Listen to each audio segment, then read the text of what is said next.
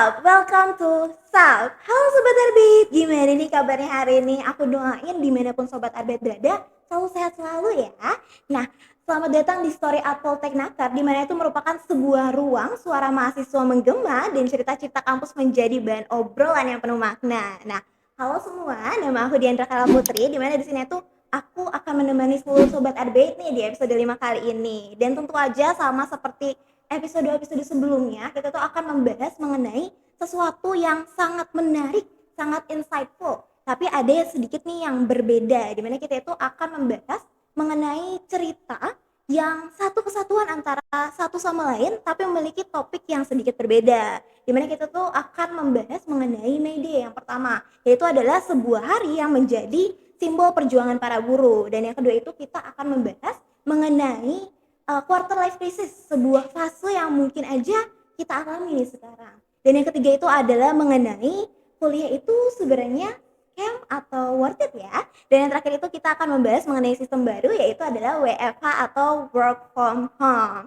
Dan tentu aja kalau misalkan aku ngobrol sendiri di sini kan pasti Sobat Arbeit jadi bosen ya. Nah, karena itu kita ini mengundang narasumber yang keren banget, yang memiliki banyak banget wawasan nih untuk Sobat Arbeit semua. Nah, kenalin, ada Kak Dani dan juga Kak Dian. Halo. Boleh dulu nih Kak perkenalan. Siapa? Aku duluan aja ya. Boleh. Baik teman-teman, perkenalkan nama aku Ramdhani Rahman, berasal dari prodi program studi relasi industri. Saat ini aku sedang di semester 4 gitu. Ini Diandra. Halo Diandra, aku Halo. namanya Nabila Dian Anwar, aku dari manajemen sumber daya manusia. Kalau aku D3, dia kan D4 ya. Nah, aku juga di semester 4. Kita satu angkatan. Aku beda angkatan nih Kak. Halo adik. Nah, mungkin aku nanya dulu nih Kak, gimana kabarnya Kakak hari ini? Apakah sehat atau kayak ada yang tidak sehat kayak hati atau pikiran? Aduh, kita tuh harus sehat setiap hari. Karena kalau misalnya kita bahagia, ini akan mempengaruhi seluruh tubuh kita gitu. Iya, bener Semua banget, itu tergantung mindset. Asik. Klip. Mantap. Oke, jadi mungkin apa ya? Matkul Kakak hari ini lancar Kak atau ada sesuatu yang kayak susah kayak tiba-tiba ada ulangan mendadak atau kayak ujian lisan nih hari ini atau something else maybe yang bikin kayak aduh kepikiran banget nih. Ramdhani dulu deh. Hari ini alhamdulillah lancar. Mungkin yang deg-degan besok sih. Besok tuh ada ujian lisan. Aduh. Iya, ujian lisan. Matkul PHK sih gitu. Jadi agak-agak ngeri gitu. Kalau ujian lisan gitu biasanya bikin deg-degan banget ya Kak? Lumayan sih. Lumayan, tapi kalau misalnya kita belajar, kita pahamin materinya dengan baik, nggak cuman menghafal ya, pasti kita bisa lah jawab soal-soal itu.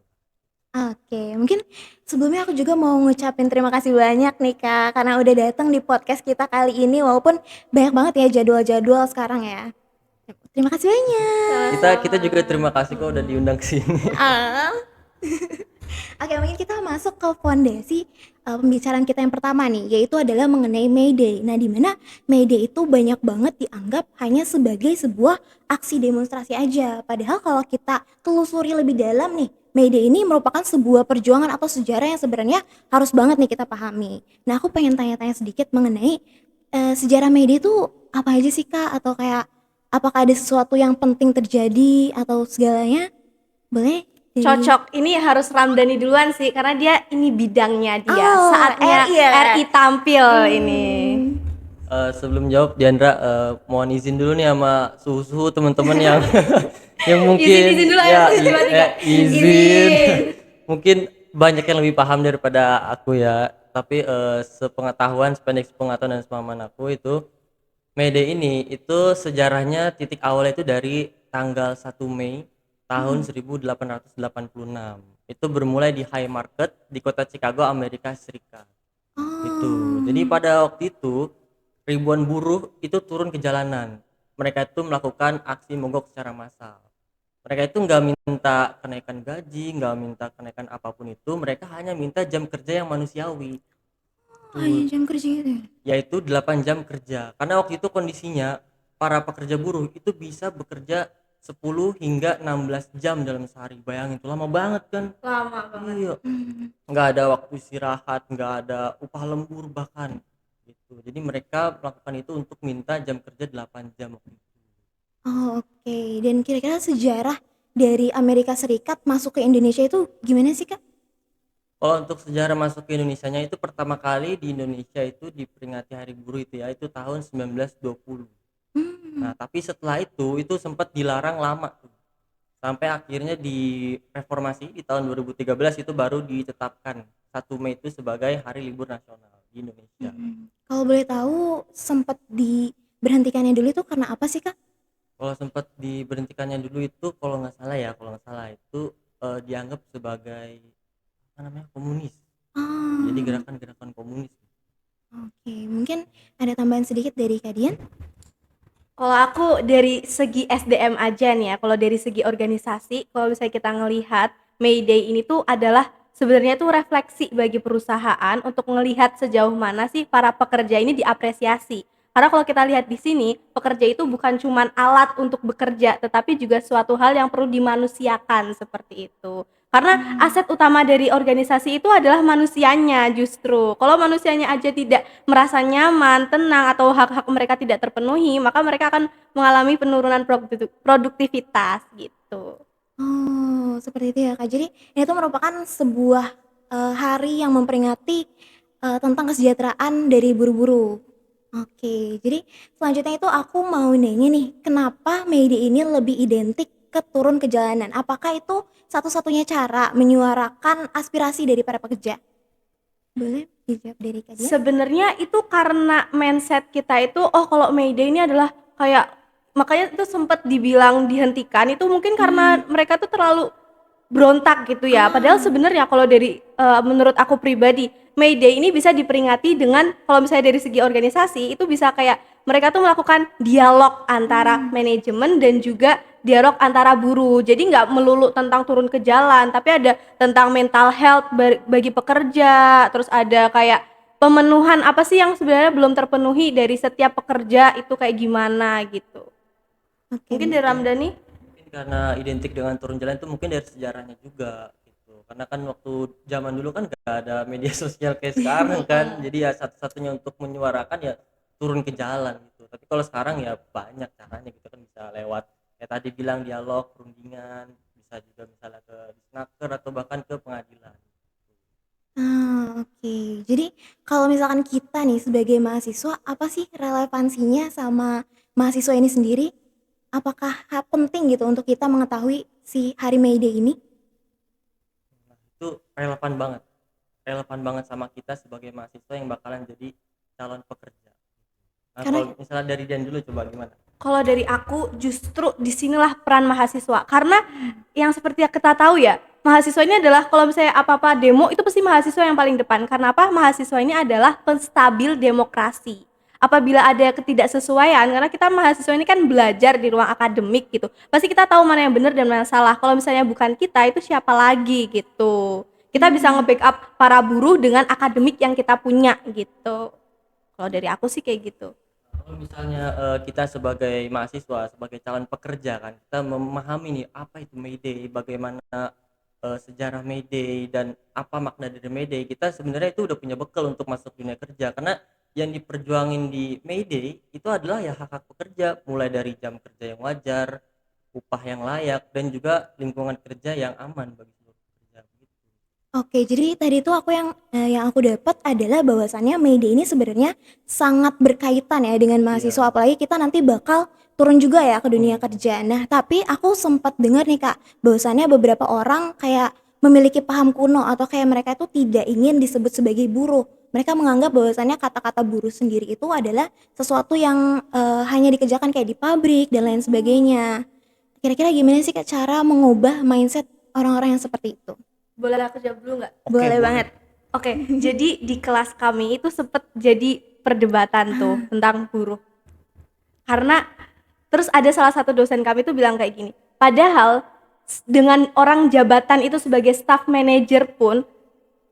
manajer pun itu mereka tuh sama-sama buruh, karena buruh itu adalah pekerja gitu. Jadi buruh itu bukan yang buruh pabrik gitu. Sebenarnya buruh itu kata lain aja gitu. Seorang manajer dia juga seorang buruh, mau itu general manager, supervisor, apapun itu adalah seorang buruh. Jadi kayak tolong nih semuanya nonton, ubah mindset buruh ini adalah pegawai yang kayak tukang gitu atau apa. Tukang juga buruh sih. Kita juga buruh kalau misalnya kita bekerja, mau pekerjaannya apapun tuh kita buruh.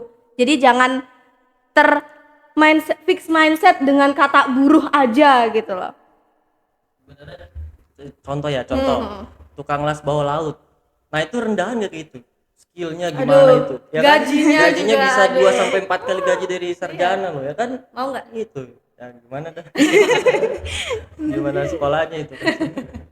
Dari tadi kan kita ngomongin soal dunia kerja ya nih Kak.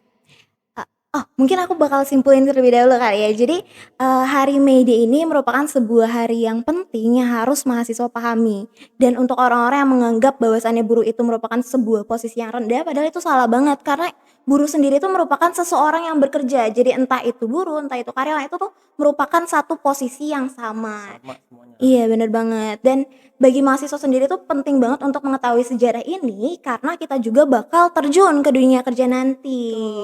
Iya, dan ngomong-ngomong soal dunia kerja, kita itu kadang merasa semangat tapi kadang juga ngerasa kayak aduh overthinking karena kita mulai kayak mempertanyakan nanti karir ke depannya gimana, langkah ke depannya gimana, ih salah gak ya milih jurusan ini, kayak gitu.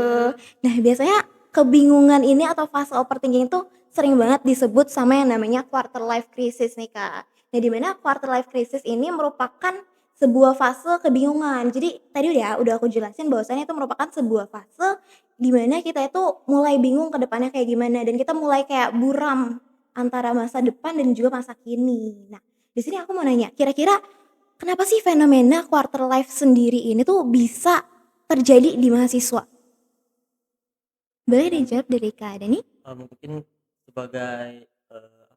Aku kalau mengenai quarter life crisis ini nggak terlalu mengerti sih sebenarnya karena mungkin yang perempuan yang lebih merasa mungkin ya gitu. Coba dia dulu coba dia dulu. Kalau dari aku pribadi ini ya sebagai mahasiswa yang tentunya kita mengalami dong. Ada Iya. malu. Relate sih, Jangan Kak. ditiru ya. Jadi kalau menurut aku ya ini tuh hal yang wajar. Wajar banget bagi seorang mahasiswa mengalami kehilangan arah. Tapi bukan ayah arahnya mana. Ayah arahnya ayah arahnya mana maksud aku. Bukan itu ya, bukan. Jadi kalau menurut aku ya bagi seorang mahasiswa ini tuh penting banget kita tuh tahu gimana cara kita melewati fase ini. Emang bener, mau orang sehebat apapun itu, quarter life crisis ini pasti itu dia temuin. Karena ini kan kita yang dari awal ini diasuh sama orang tua, terus teman-teman yang rantau pasti ngerasain kita berangkat sekolah, diantar, makanan ada, terus tiba-tiba kuliah kita ngerantau, terus gak ada yang nyiapin, bahkan kita bingung mau makan apa. Makan aja kita bingung, apalagi arah tujuan hidup kita gitu. Terus habis itu melepas nih dari yang kita lagi menempuh pendidikan sama nanti kayak aduh aku kerja, bisa nggak ya aku kerja, itu hal yang wajar banget dan pasti hampir setiap orang itu ngalamin. Nah, jadi fase itu sendiri merupakan sebuah proses pendewasaan apa justru ada faktor lain yang mempengaruhinya? Kayak misalkan kan lapangan pekerjaan tuh lumayan sempit ya Kak di Indonesia, sedangkan sarjana itu lumayan banyak banget. Mungkin itu bisa menjadi salah satu faktornya apa hanya pure proses pendewasaan aja? Kalau menurut aku ya, apalagi di era sekarang ini, globalisasi digital, TikTok apalagi ini tuh ngebikin kita kadang tuh pola mindset kita tuh jadi kayak FOMO gitu ya, kayak orang lagi bikin ih ini aku gimana ya nggak keterima kerjaan, terus itu tuh jadi mempengaruhi kita gitu ya kan. Kalian pasti ngerasa gini, gila dia aja yang sepinter ini nggak bisa apalagi aku gitu. Kalau menurut aku ini tuh adalah proses pendewasaan, tetapi ini tuh sebenarnya adalah kayak batu loncatan kita gitu. Kalau kita bisa ngelewatin fase ini, kita tuh bisa melejit langsung tinggi gitu. Karena kita tuh di fase krisis-krisis ini harusnya kita tuh malah mengerti akan diri kita sendiri, kemampuan kita sejauh mana, apa yang kita inginkan dan apa yang kita butuhkan gitu sih. Oh, jadi itu merupakan suatu proses pembelajaran juga ya Betul, Kak bagi betul. kita. Nah, kira-kira cara kita tahu nih ada teman kita atau orang terdekat kita yang sedang mengalami fase quarter life crisis tuh gimana sih? Kira-kira ada tanda-tandanya nggak? Kayak mereka tuh jadi sering bengong gitu ngeliatin ke dinding gini atau kayak tiba-tiba nyalain musik Aduh, sedih gitu di kamarnya. Sal Priadi. Sapriadi. Enggak ya? Oh, tahu aku. Artis ya, artis. Iya. Kalau menurut aku ya tanda-tanda orang kena quarter life crisis itu jarang masuk kuliah mungkin, Ah, bisa terus jadi. malas ngerjain tugas, iya nggak? Jadi demotivasi ya. Jadi demot, terus kayak sering mengeluh, ini kuliah apaan sih? Ini kita kuliah buat apa sih? Ini kita ngapain sih sebenarnya, kayak gitu. Menurut aku itu dia lagi di fase kayak itu. Dan kalau misalnya teman-teman nemuin orang kayak gitu, kalian tuh jangan ikutan, iya ya ngapain ya gitu, jangan dong. Justru kita kasih motivasi, kita kasih arah, semangat, ini ada orang tua yang menunggu kesuksesan kita gitu. Jangan kita ikut-ikutan FOMO, jangan, no. Iya sih Kak, bener banget. Mungkin ada sedikit tanggapan dari Kak Dani? Yang penting kalau kita ketemu orang kayak gitu, kita ingetin kepada tujuannya dia. Karena kan kalau misalnya kita udah ingat tujuan kita, udah pasti itu kita bisa ngelewatin itu semua, gitu. Yang penting Oke. inget sama tujuan kita dari awal, kita itu mau kuliah itu mau ngapain, kita, mau berprestasi atau tidak, nah itu semua harus inget lagi itu biar kita bisa semangat lagi, bisa ngelewatin ini semua, gitu. Jadi ingat tujuan utama kita tuh Ingat tujuan apa utama, gitu ya? Oke. Tadi aku juga sempat dengerin dari Kak Dian bahwasannya Kak Dian pernah mengalami fase quarter life crisis. Nah, kira-kira Kak Dian gimana sih langkah keluar dari fase tersebut tuh? Ini pasti sangat bermanfaat untuk, sobat Arbeit semua di rumah. Bermanfaat. Iya, harus diklip. Kalau aku ya sebagai orang yang aduh, kalau dilihat orang nih Dian kayaknya energinya nggak ada habisnya gitu ya. Padahal salah banget, guys. Barusan banget aku mau ngalamin itu ya. Kalau aku pribadi, mungkin orang-orang beda nih. Kalau aku pasti melakukan hal kesukaan aku sih, kayak katakanlah kita lagi capek emang nih sama kuliah, ya udah kita berhenti sejenak. Jangan kalian paksa untuk melakukan hal itu. Kalau kalian paksa, semakin capek tubuh kalian, semakin capek pikiran kalian, dan kalian semakin tertekan. Jadi kayak kalian tuh semakin ngerasa kayak dia ini ngapain sih sebenarnya, kayak gitu. Tapi kalau misalnya aku lagi udah di fase capek banget, aku berhenti dulu. Katakanlah kalau aku suka tidur ya, jadi kayak nggak ada siapa-siapa, jadi tidur terus makan, jajan. Terus aku tuh punya temen jalan-jalan, itu ada, kita tuh bertiga tuh suka jalan-jalan. Kalau misalnya emang udah suntuk banget nih, bosen kuliah gitu kan, itu kita pasti langsung jalan-jalan, kayak jalan-jalan yuk, even itu ke Waduk Ciracas. Pasti teman-teman Poleknaker tahu lah Waduk Ciracas. Nah gitu, enak banget buat ngelamun. Aku belum tuh Kak ke sana. Ada jajanan yang seru gak sih di situ? Ada cilok enak banget di sana. Oke, nanti aku cobain kapan-kapan. Iya. Jadi kalian jangan ngerasa sendiri kalau lagi ada di fase itu, karena semua orang pasti mengalami itu, dan kalian tuh lakuin aja apa yang kalian suka. Jangan terlalu tertekan sama apa yang terjadi. Hidup pasti berjalan, dan kalian yang dikasih itu pasti kalian bisa ngelewatin, nggak mungkin enggak. Jadi kita harus cari stres diri sendiri. Betul. Ya. Mungkin ada beberapa orang nih Kak yang kayak mengalami kesusahan untuk mencari stres diri mereka. Kira-kira gimana sih cara mereka kayak mengetahui diri mereka sendiri untuk memahami gini nih cara aku buat ngeluapin emosi yang ada di dalam diri aku. Stress release ya. Kalau misalnya buat cara taunya tuh, menurut aku, karena sebenarnya kalau misalnya ditanya stress release aku apa, itu tidur sih. Menurut aku adalah hal yang paling ngebuat kalian itu nggak berpikir tentang apa yang buat kalian tertekan. Itu adalah stress release. Katakanlah kalian suka dengerin lagu. Kalau dengan cara dengerin lagu itu kalian tenang hatinya, terus kayak kalian ngelupain masalah-masalah kalian, ya lakukanlah itu gitu. Terus kalau misalnya kalian dengan jajan itu bisa bikin kalian kayak happy, itu naikin mood, nah itu berarti stress release kalian gitu kalau menurut aku ya. Mungkin ada pendapat lain dari Kak Dani kayak gimana sih stress release Kak Dani Stress sendiri? release kalau versi aku ya, kalau aku paling main game doang gitu. Main game udah capek habis itu tidur. Tapi kalau misalkan main game kan kayak kalau misalkan kalah kayak bikin emosi. Oh Gitu nggak sih, Kak? enggak, itu Oh enggak. jangan begitu. Cuman buat hiburan doang, itu Oh, buat hiburan doang. Paling Oke, mabar oke, sama oke, temen oke. gitu. Enggak, ini sih ketemu orang lain. Kadang tuh kita butuh orang lain, kayak karena kita tuh Support. enggak ngerti diri kita 100%, kita tuh harus dari sudut pandang orang lain gitu. Kalau misalnya kamu ngelihatnya aku happy kalau lagi ngapain sih, itu pasti orang lain bisa ngerasain tahu. Aura kita itu pasti orang lain bisa ngerasain. Iya sih bener banget. Oh, tadi kan kita udah ngebahas mengenai cara keluar dari si fase quarter life crisis ini. Nah, kalau misalkan kita masih ada di dalam fase itu kan beberapa orang dari kebingungan beranjak ke stres. Dari ke stres itu bisa aja mereka melakukan yang namanya, mohon maaf, self harm dan lain sebagainya. Nah, kira-kira kalau misalkan kita ada di fase itu, gimana sih cara kita menghindari untuk berlarut-larut di dalam fase itu? Jadi biar nggak melakukan hal-hal yang tanda kutip gitu, Kak.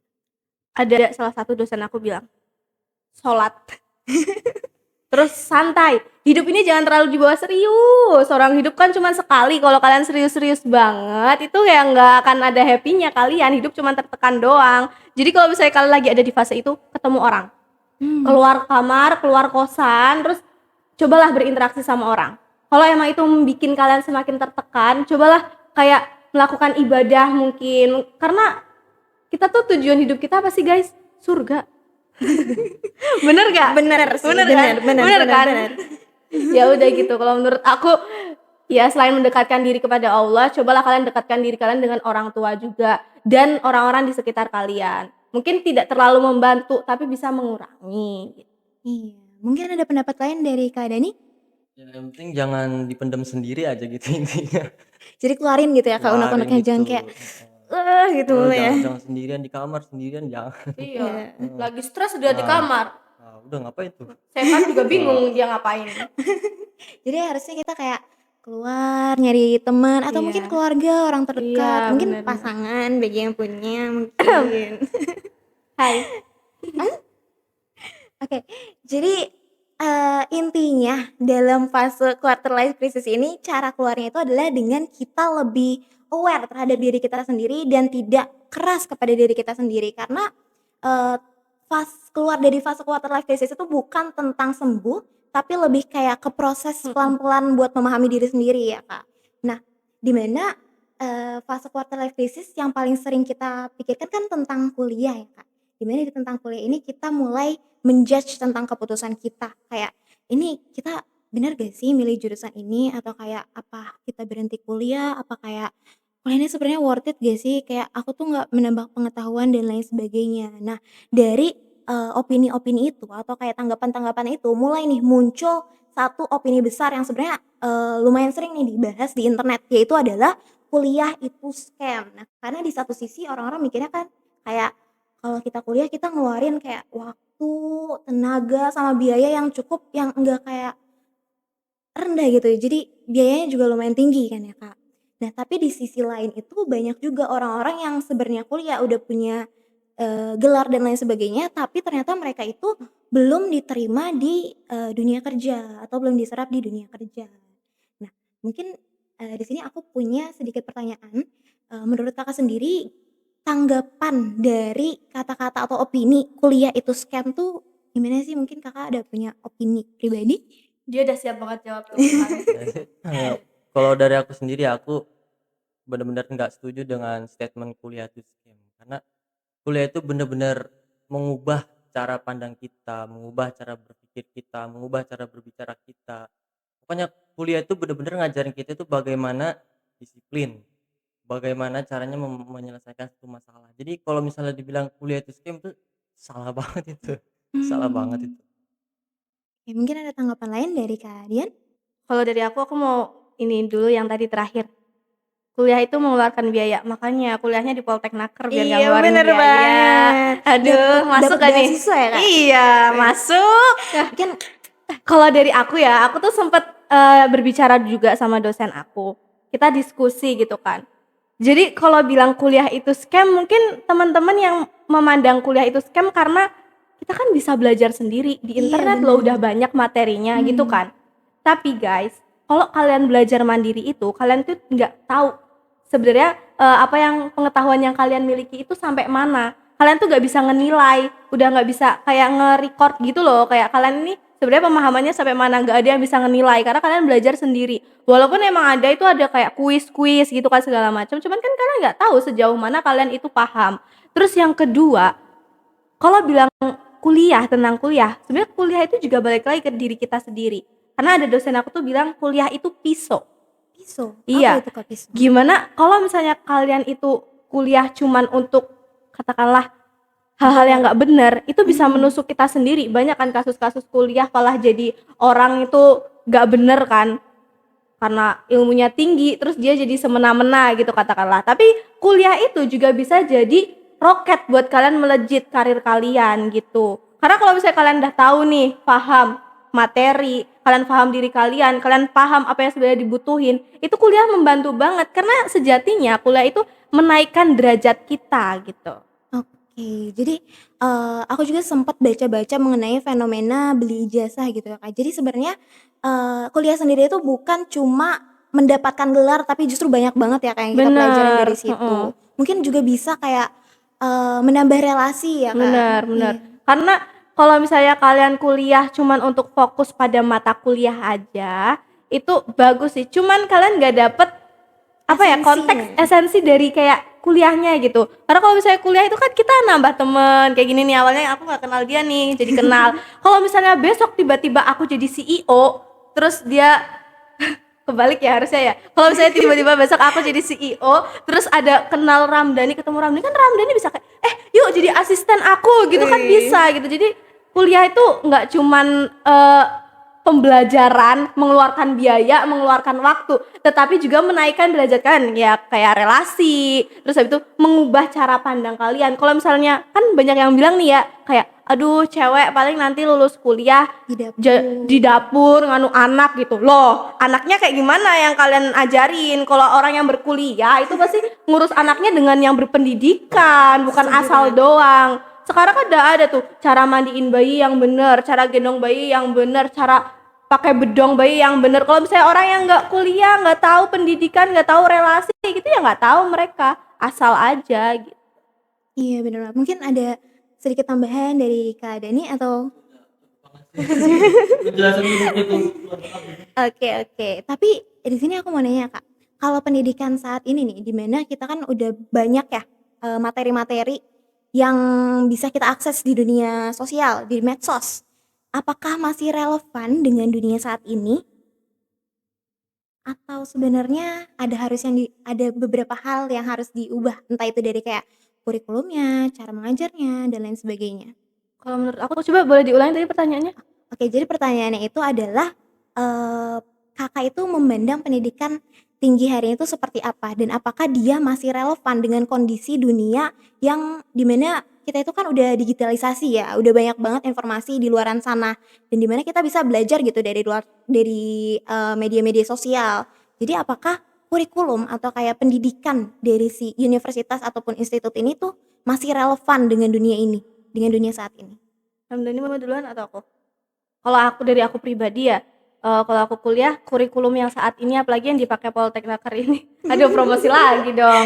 Nggak Ini apa-apa. menurut aku udah tepat karena, eee, apalagi untuk mahasiswa politeknik ini kita kan sebenarnya kuliah ini nggak cuma tentang apa pembelajaran aja tapi cara penerapan dan bagaimana praktikumnya nanti di lapangan kerja.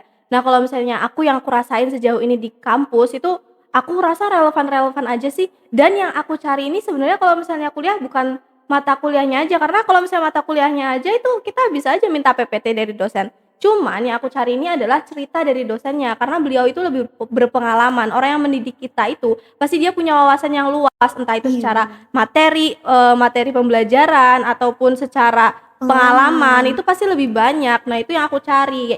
Pasti aku kayak selipin-selipin pertanyaan, "Kalau Bapak gimana, Pak? Kalau Bapak gimana, Pak?" Karena aku tuh butuh nggak cuman yang ada di PPT gitu loh, tapi butuh pendapat juga dari dosen. Jadi kayak gimana cara kita brainstorming itu sih yang penting. Oke, mungkin ada pendapat lain dari Kak Dani? Ya, jadi yang dicari itu implementasinya bagaimana. Kalau misalnya Mhm. kita belajar sendiri secara teori itu kita mungkin paham, tapi kalau misalnya kita ketemu sama dosen, dosen itu kan ngajarin mengenai realita yang ada di lapangan itu bagaimana, yang dihadapi itu bagaimana, implementasinya bagaimana. Nah, kalau kita sendiri hanya mempelajari secara internet, YouTube gitu segala macam, nah itu kurang banget.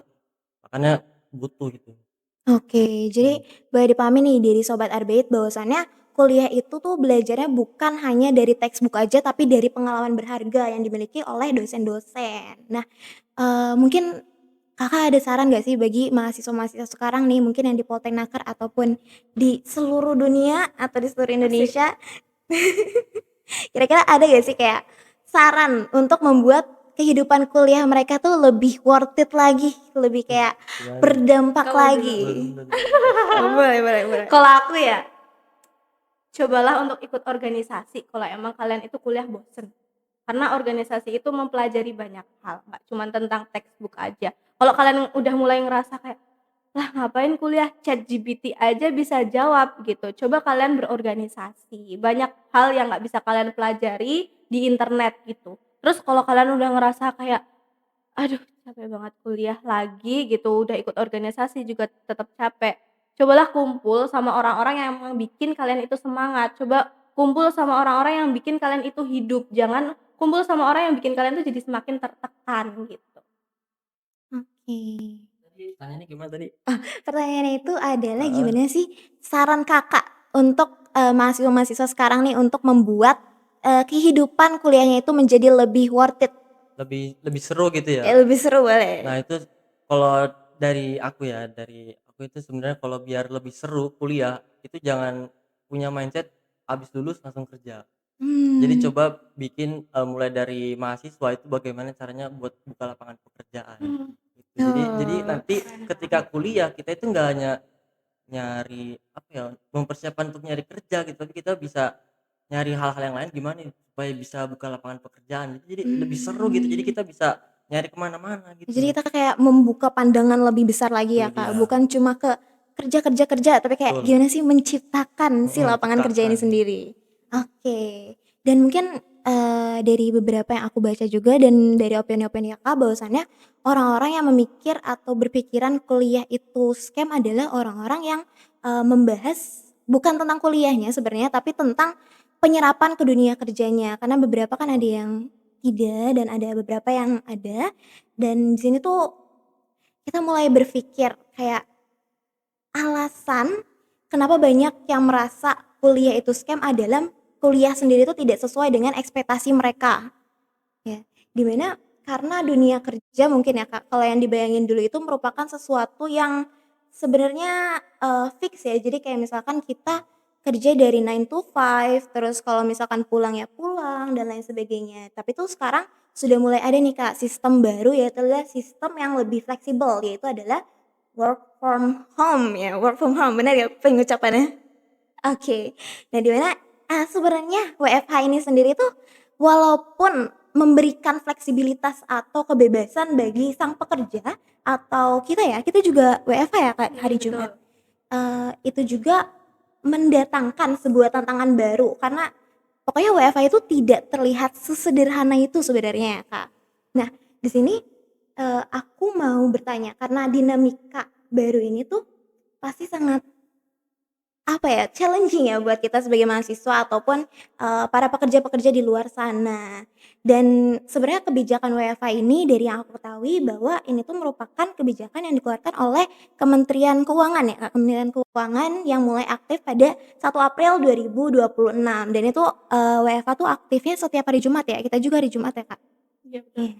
Nah, di mana, tujuan awalnya itu adalah untuk menghemat konsumsi bahan bakar, efisiensi energi dan juga peningkatan produktivitas. Nah, menurut Kakak sendiri, WFA sendiri ini tuh apakah ideal dengan dunia kerja atau dunia perkuliahan saat ini?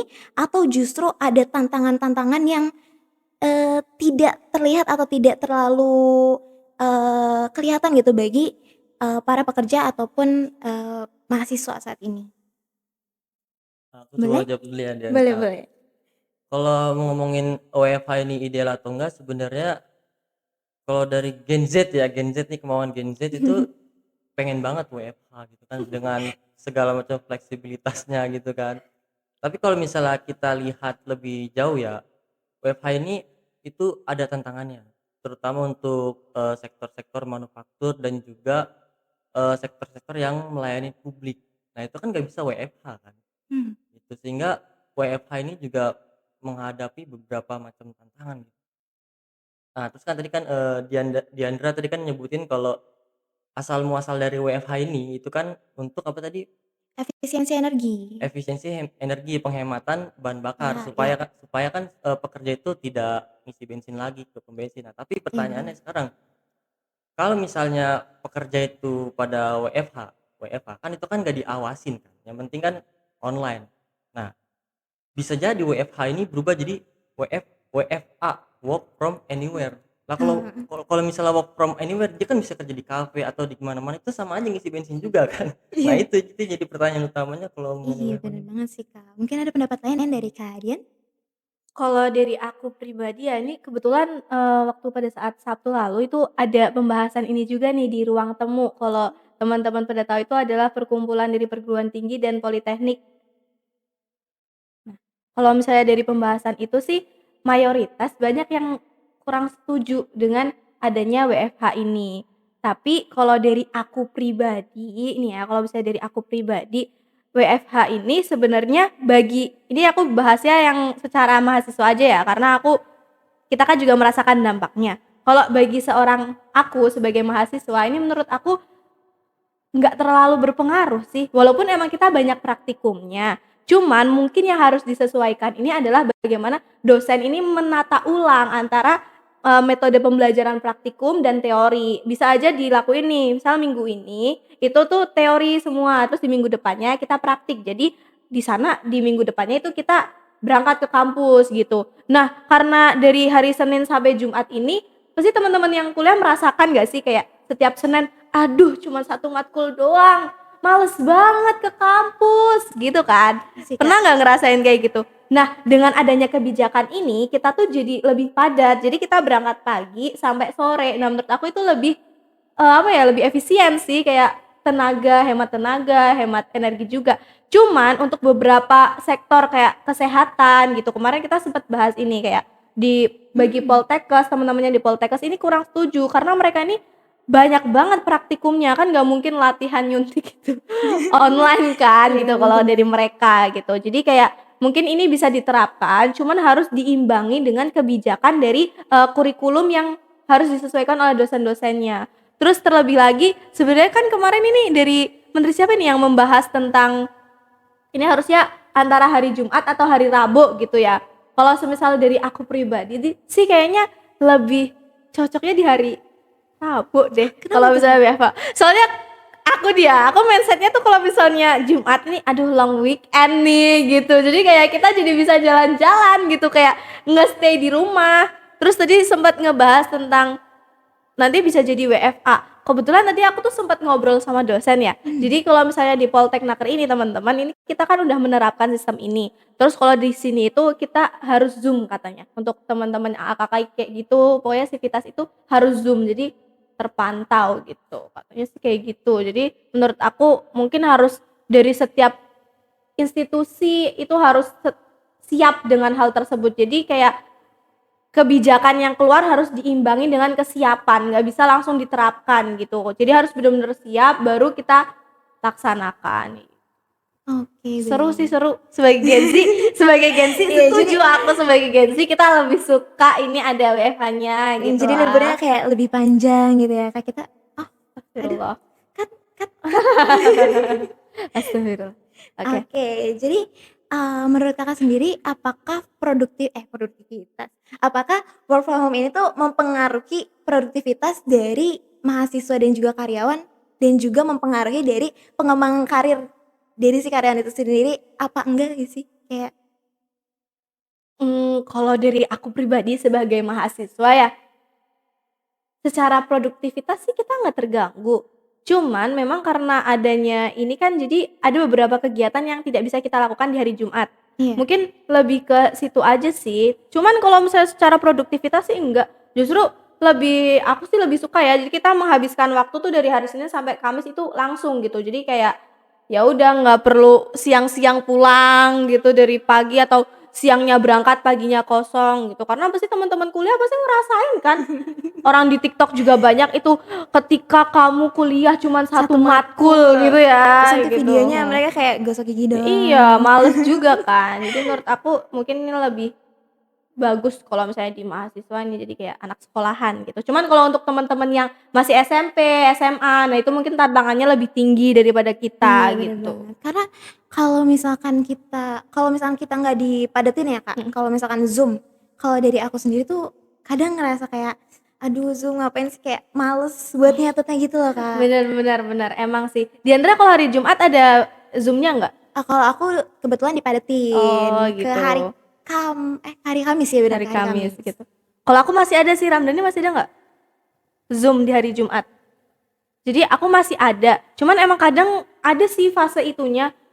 Tapi alhamdulillah ya dosennya di hari Jumat itu tuh seru gitu. Jadi dia tuh Ah, bisa mampu mengaktifkan mahasiswa meskipun melalui Zoom.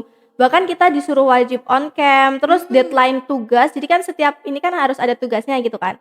Itu deadline-nya di jam itu juga, maksudnya jam 12 siang karena kita kelasnya pagi. Jadi kayak kita nggak nyantai kok, kita masih tetap berkuliah gitu. Meskipun di oke. rumah atau di kosan. Berarti, permasalahan utamanya atau kayak biar lebih produktivitas walaupun emang Zoom itu adalah dari cara pengerjaannya itu sendiri. Bener. Oke, mungkin bisa ada tambahan sedikit dari Kak Dani?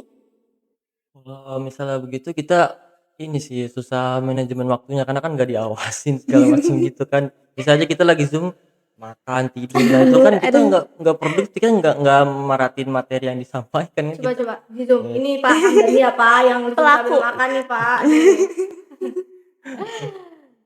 Iya sih. Iya, Balik lagi ke pribadi orang masing-masing gitu. Kalau mmm, menurut aku berarti inilah challenge buat diri kita masing-masing gitu ya. Gimana cara kita mengatur waktu biar kita bisa menyelesaikan tugas di hari itu juga, dan gimana cara kita bisa mempelajari apa yang diterangkan dosen melalui via online tersebut.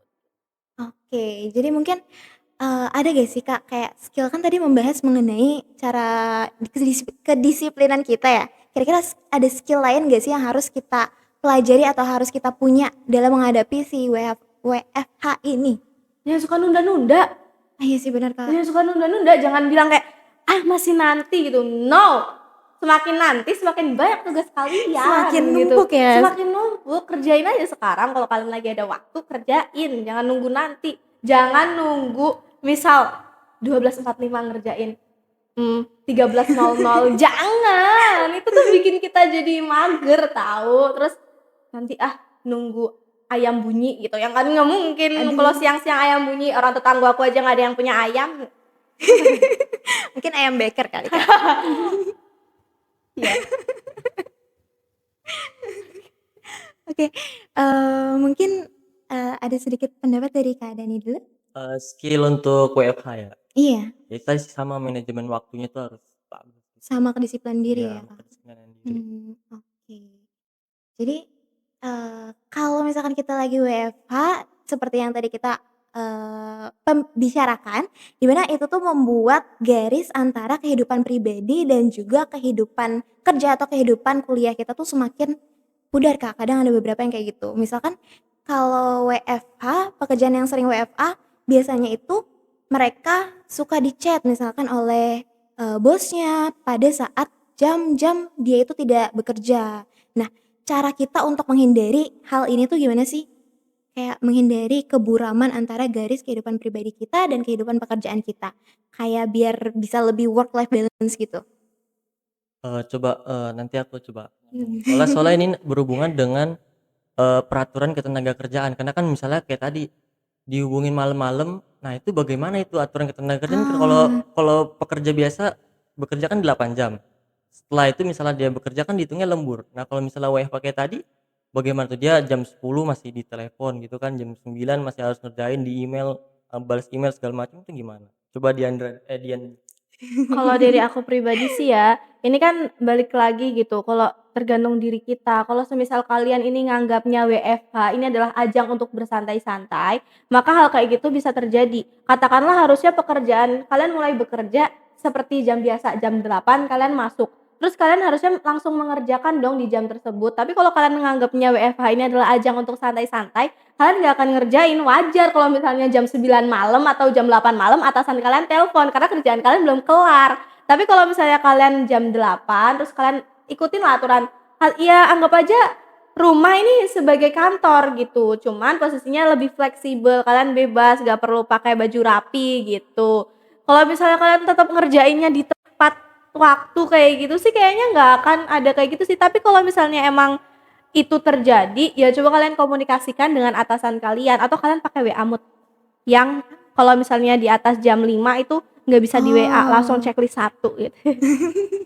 Saran buruk ini ya.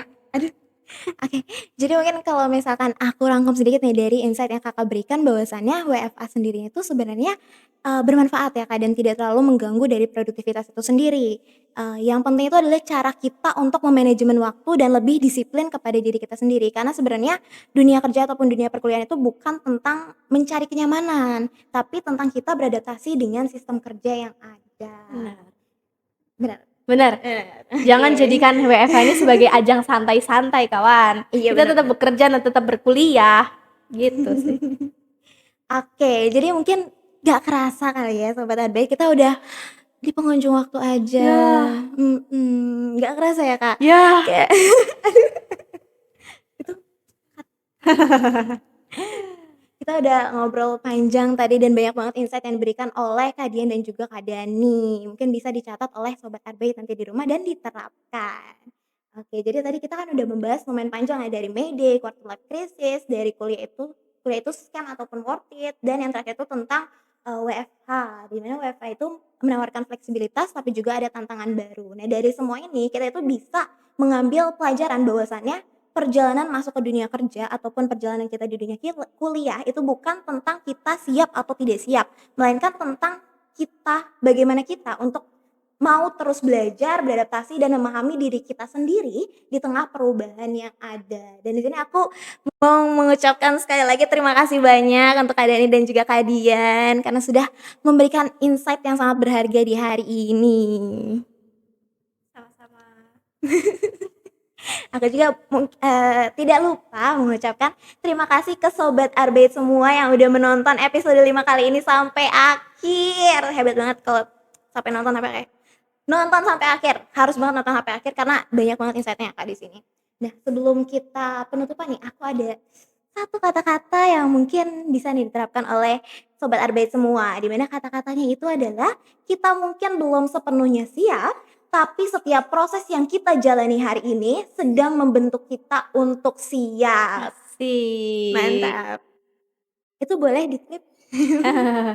Oke, jadi di sini aku Diandra pamit undur diri. Sampai jumpa di episode selanjutnya di Story at Pulpenaker Podcast. Dadah!